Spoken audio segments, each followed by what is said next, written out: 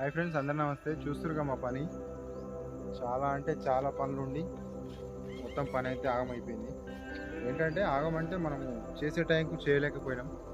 ఈ దారాలు చుట్టడం మీకు ఇంతకుముందు అయితే ఒక షార్ట్ వీడియో పెట్టిన, అది ఏంటంటే మొక్కలు మొలవక ముందుకి ఈ దారాలు అల్లి పెట్టాలి, తర్వాత మనకు వాటిని డిస్టర్బ్ చేయడం సరిగ్గా ఉండదు, ఎందుకంటే తెగుళ్ళు వస్తాయి కానీ అదే ముందుకైంది.